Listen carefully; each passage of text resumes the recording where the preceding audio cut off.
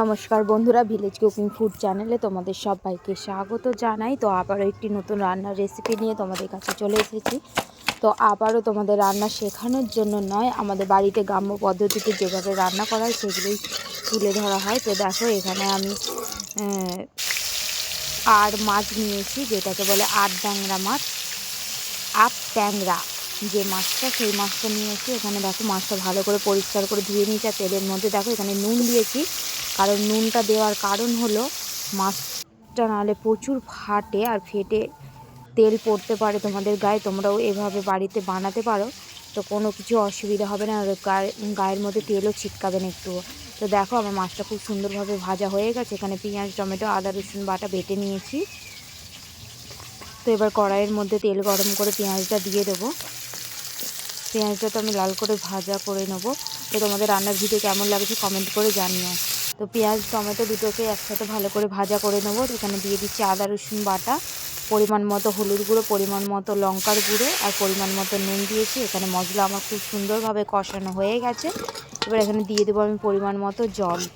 তো দেখো, আমার মাছের ঝোলটা ফুটে গেছে ভালোভাবে। তো ওই ঝোলের মধ্যে আমি জল দিয়ে দেবো, যেহেতু মাছটা আমি শুকনো করব, ঝাল করব, সেই জন্য আমি ঝোলটা মেরে নেবো, কারণ এই মাছটা সেদ্ধ হওয়ার জন্য একটা ব্যাপার আছে। তো দেখো, এখানে আমি ধনেপাতা কুচি ছড়িয়ে দিয়েছি।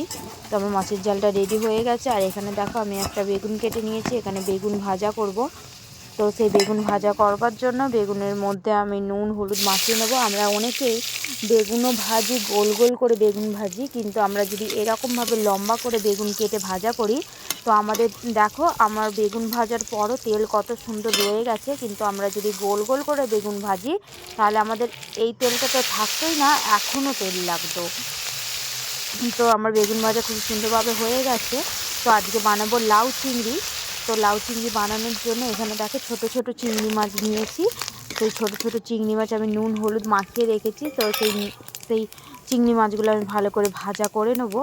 তো আমার দেখো, চিংড়ি মাছটা ভালো করে ভাজা হয়ে গেছে। এখানে তেলের মধ্যে দিয়ে দেবো 5 ফোড়ন, জিরে, শুকনো লঙ্কা আর তেজপাতা। দেখো, আমার ফোড়ন হয়ে গেছে। তো আমি কেটে রাখা লাউ এখানে দিয়ে দেবো। তো ওই মশলাটার জন্য জিরে ব্যবহার করব। তো জিরে ব্যবহার করার জন্য এখানে দেখো গোটা জিরে নিয়েছি। সেই গোটা জিরেটা কি করব, আমি বেটে নেব।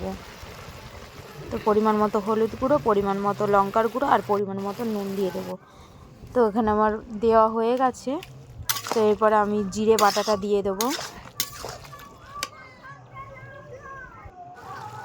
তো দেখো, আমার এখানে খুব সুন্দরভাবে ঝোলটা ফুটে গেছে। ঝোল যেহেতু হবে না, শুকনো শুকনো হবে। আর এখানে দেখো, ভেজে রাখা মাছ দিয়ে দেবো। রান্নাটি কেমন লাগলো কমেন্ট করে জানিও। ধন্যবাদ সবাইকে। তো দেখো, আমার লাউ চিংড়িটা রেডি হয়ে